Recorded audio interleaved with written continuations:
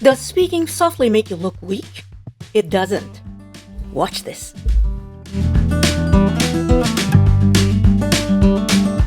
We've lived in a world where people hide behind their screens and forget how to communicate properly. We just don't know how to talk to one another anymore. This is cause for misunderstanding that explode. Arguments start for no reason at all, and many people avoid honest conversation just because they think conflicts lead to drama. But speaking gently isn't weakness. It's a superpower, especially when things get tense. Here are 3 strong arguments why being a gentle speaker rocks.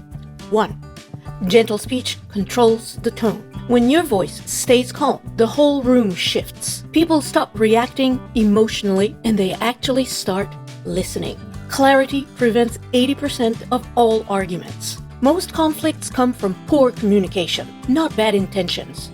Gentle plus clear equals fewer unnecessary battles. Argument 3. Keeping your cool is real strength. Anyone can shout. Fewer people, however, can remain calm. If you can stay steady, that's leadership. Let me tell you about a situation I had a few years ago.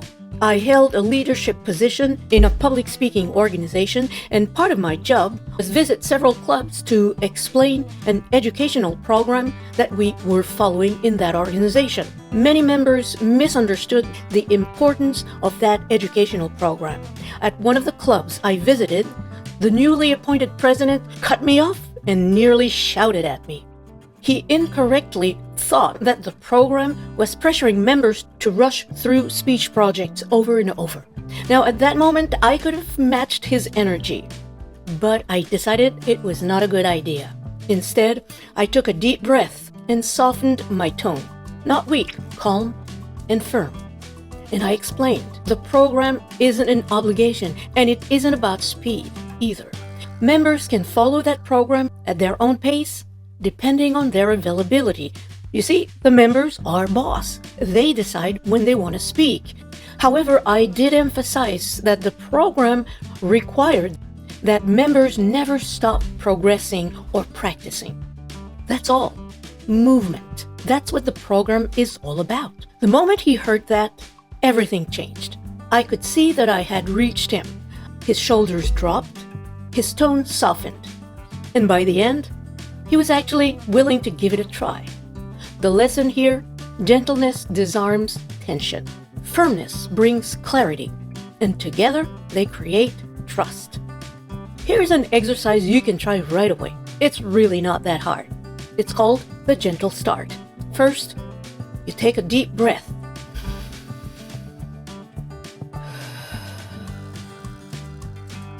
That actually calms you down. Drop your shoulders and say, let's slow down for a moment. Use a calm and firm voice, but that's the gentle version. Now try again. Say the same sentence with tension in your voice and fast, and see how it feels. Now let's slow down.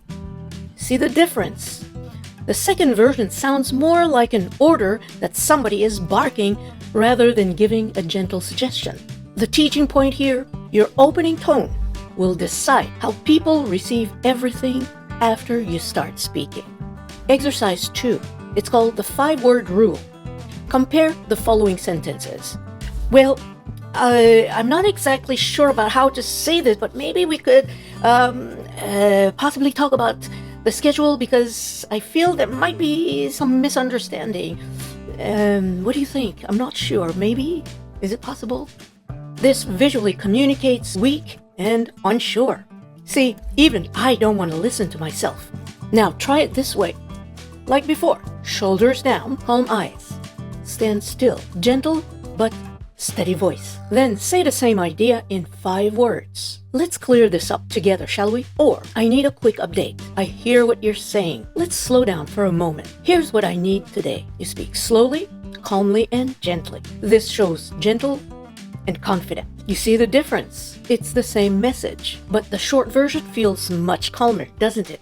And it's also clearer and stronger. This teaches the lesson clearly. Long equals anxious. Short equals confidence. You don't have to be strict about the 5-word rule. This rule is just symbolic. The point is, short sentences project confidence, while long ones project insecurity. And the person sounds defensive also. Exercise number 3 is you can see the difference between having a tense face and a calm face. A tense face, then soften.